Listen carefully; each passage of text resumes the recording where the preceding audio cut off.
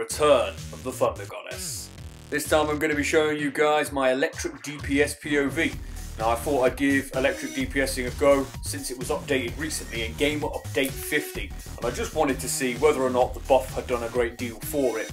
Now I didn't really think electric was in much of a need of a buff really. I've never done too badly with it. I just find that people who do use it and complain about how bad it is don't really understand how the advanced mechanic works or how best to go about laying it down.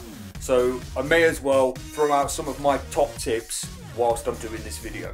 One thing I see electric DPS is doing quite often, which has always baffled my mind why they're not doing this, is they don't reactivate electrogenesis once they've placed it down on an enemy or even a group of enemies. So the thing with electric's advanced mechanic is there are two tiers to the large damage over time that you can create, and it is more complicated than some of the other advanced mechanics, but once you know, you know. So I'm going to tell you now guys how it's done.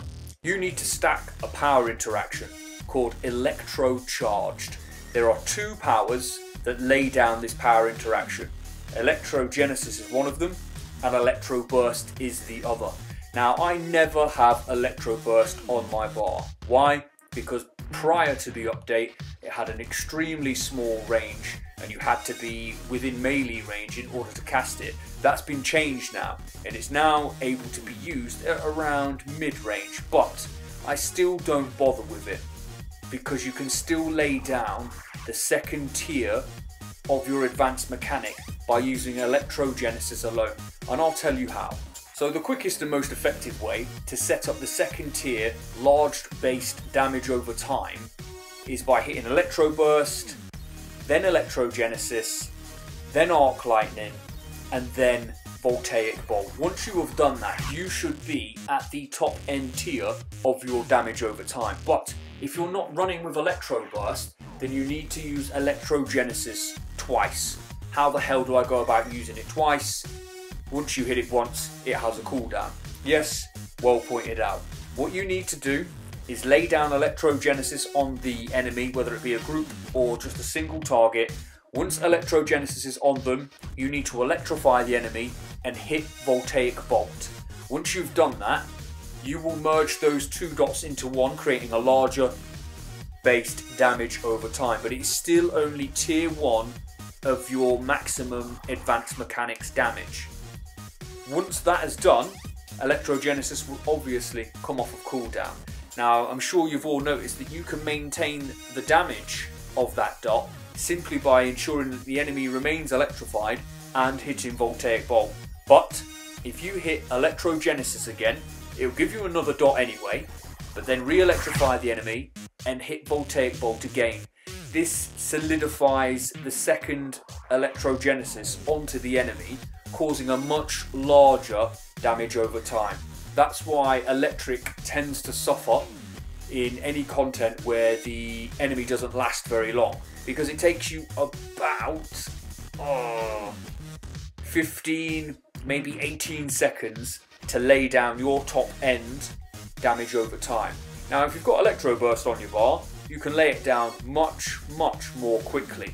But when a boss fight goes on like this and you've dropped electro burst down once, that power is now moot. It's now a wasted spot on your bar.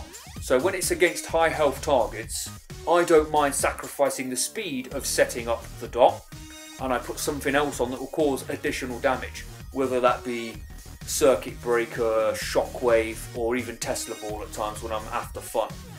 Now during this entire video, at no point am I using weapon mastery. I don't use it once. I am constantly clipping Hand Blaster's solar flare attack, which means I maintain a high standard of damage per second throughout the raid.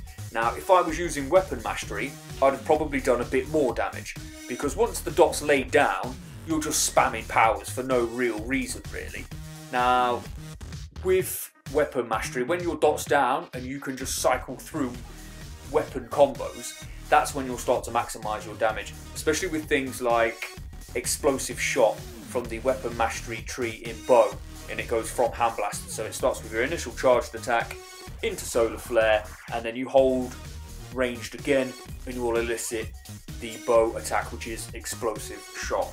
Now this causes a hefty amount of damage on single targets and multiple enemies, so it's definitely worth speccing into.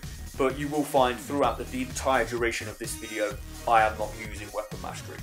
Something else I found that people tend to do is they're a bit unsure on when to put Electrocute down. Electrocute is the storm that you summon above the enemy's head and creates an AoE based damage over time. Now if you're activating this power when the enemy isn't electrified, i.e. you've not hit them with wired or arc lightning, you are wasting damage, because you will get 1 dot. If they are electrified and you activate Electrocute, you will receive 2 damages over time, and that is to everybody that's in its vicinity, provided they are electrified. Now the thing with Electrocute is you need to be selective of where it goes down and when it goes down. So if they're not electrified, don't put it down. If you're unsure, hit Arc Lightning followed by Electrocute. It doesn't matter. It's an extra second and that is it. Ensure they're electrified, then put your damage over time down, because you are maximising your damage per second if you do it that way. Be selective with where you drop it. Don't target the corner of the group and then hit Electrocute, because only half of your AoE is ever going to be on the group of enemies that you're attacking at that time. Also, try not to do what I'm about to do in a minute and drop it on the ad that's all on his own, because always aim for where the tank is. At some point that tank is going to draw aggro or pull them. You see I just dropped Electrocute over there, that's now doing nothing and an utter waste of my cast. And it's got quite a sizable cooldown as well, Electrocute, so you need to make sure that you maximise the amount of damage that thing is causing.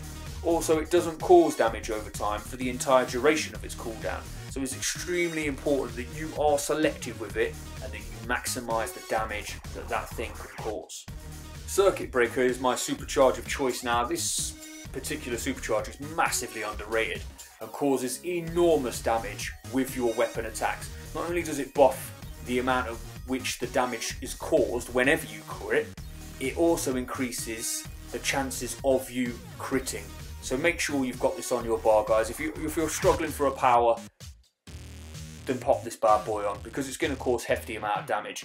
If you're unsure with how long it's lasting, it has the exact same duration as Wired's cooldown. So if you clip Circuit Breaker with Wired at any stage, you know when Wired's back off cooldown that Circuit Breaker has faded. I hope this video has been helpful, guys, because there's a lot of misconceptions with electric DPSing. If you're doing badly with it, it's because you're bad. There's nothing wrong with electric. I'm CR 122 and I managed to keep up with CR's 126. Hope you liked the video, guys.